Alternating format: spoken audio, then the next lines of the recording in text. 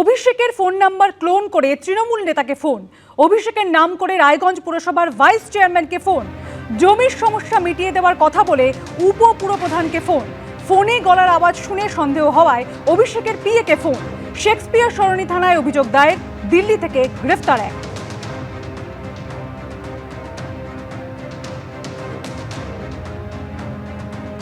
ভোটের যেদিন কাউন্টিং হলো 4 তারিখে, সেদিন হঠাৎ 12:30টার সময় আমরা চেয়ারম্যান এবং আমি দুজনই তখন কাউন্টিং হলের সামনে আছি, বাইরে বসে আছি। সেই সময় আবার ফোনটি আসে এবং ফোনে একই কথা বলা হয় যে ইমিডিয়েটলি এটাকে করে দিতে হবে।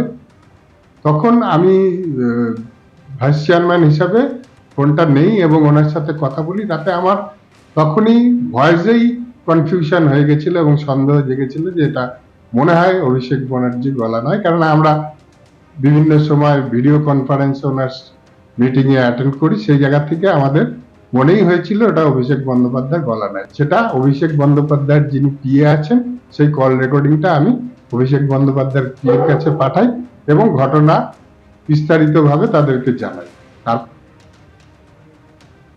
পঞ্চায়েত অফিসে তালা ঝোলানোয় কোচবিহারের মাথাভাঙায় ধর্নায় বসেন বিজেপি প্রধান। তৃণমূলের আশ্বাসে 1 ঘন্টা পর ধর্না প্রত্যাহারও করেন। তৃণমূলের দাবি, দুর্নীতির অভিযোগে গ্রামবাসীরা তালা লাগিয়ে দেন, ভয় দেখিয়ে পঞ্চায়েত দখলের চেষ্টা করছে তৃণমূল, পাল্টা অভিযোগ করেছে বিজেপি।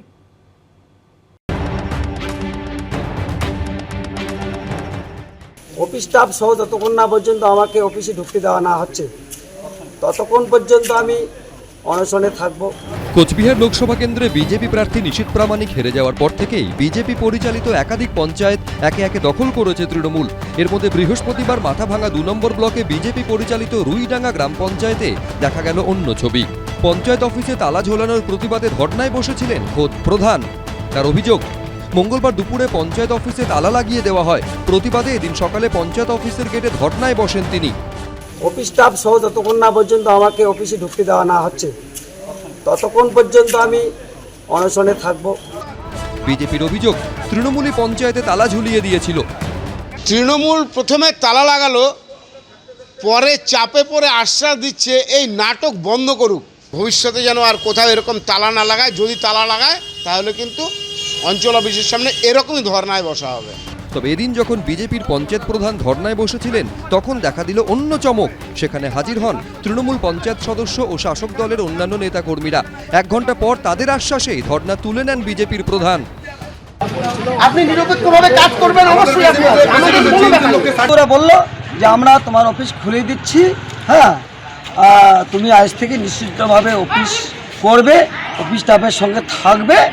তাই আমি ওদের কথা শুনে আমি আমার অনশন ভঙ্গ করছি। তৃণমূলের অবশ্য দাবি, পরিষেবা নিয়ে ক্ষোভে তালা লাগিয়েছিলেন গ্রামবাসীরা। এটা দলীয় ব্যাপার নয়, জনসাধারণের বিক্ষোভ।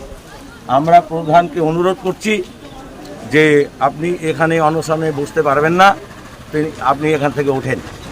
বিজেপির যে পঞ্চায়েত প্রধান ধর্নায় বসেছিলেন, এদিন তার বাড়িতে যান পরাজিত বিজেপি প্রার্থী ও প্রাক্তন কেন্দ্রীয় মন্ত্রী নিশীথ প্রামাণিক। শুভেন্দু ভট্টাচার্য, এবিপি আনন্দ, কোচবিহার।